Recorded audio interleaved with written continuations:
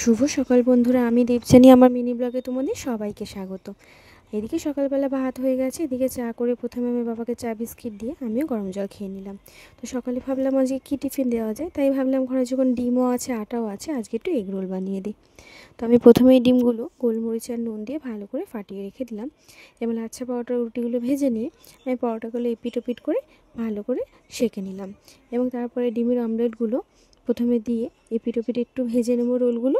পরোটাগুলো যাতে একটুখানি লাল লাল হয় তাই জন্য এপিট ওপিট ভালো করে কিন্তু ভেজে নিলাম।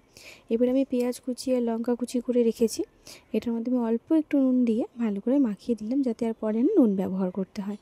তো দিয়ে আমি রোলের মতোই পেঁয়াজ কাঁচা লঙ্কাগুলো দিয়ে এর উপরে একটুখানি সস দিয়ে দিলাম। যেহেতু ওরা খুব একটা ঝাল খায় না তাই কিন্তু আমি বাচ্চাদের জন্য দেবো বলে আরও ঝালটা দিইনি। এটা আমি আমার হাজব্যান্ড আর আমার ঋষিকে খেতে দিয়েছিলাম সকালবেলার টিফিনটা। এরপর আমি চাও দিয়ে দিলাম মা দিদিদেরকে। এরপর চলে গেলাম মামাইকে আনতে রেডি হয়ে। গিয়ে দেখলাম মামার স্কুল ছুটি হয়ে গেছে, তো স্কুল থেকে ও বেরোলো। এই যে জলের বোতলটা, এটাও পাস করায় ওকে আগের দিন দেওয়া হয়েছিল, ওই জন্য ও আজকে এরকম ধরনের বোতলটাই নিয়ে আসলো। এদিকে কিন্তু এরকম ধরনের বোতল স্কুলে অ্যালাউ নেই। এবার আস্তে আস্তে খুশি মনে বেরোলো স্কুল থেকে। তারপরে চলে আসলাম আমার বাড়ি, ওকে দিয়ে আমি আজকে চলে গেলাম অফিসে ওকে ছাড়াই। এদিকে এসে আমি একটু কটা কাস্টমার কলিং করে নিলাম, কেউ ফোন নিতে আসবে কি না, যেহেতু অনেকের রিকোয়েস্ট থাকে।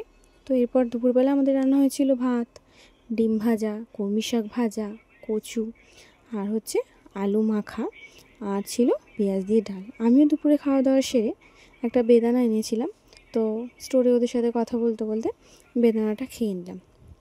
বেদানা খেলে কিন্তু এমনিও গায়ে রক্ত হয়, যদিও বা আমি খুব একটা ফল খেতে পছন্দ করি না, তা ঘরে এটা অনেকদিন ধরেই ছিল তাই ভাবলাম খেয়ে নিই। এদিকে আজকে সারাদিন কোনো কাস্টমার না হয়, আমরা সবাই একসাথে দোকান থেকে আজকে বেরোবো বলে সবাই মিলে হাতে নাতে দোকানটা গুছিয়ে দিলাম। এইভাবেই আমি সারাদিনটা আজকে কাটালাম। তো টাটা বন্ধুরা।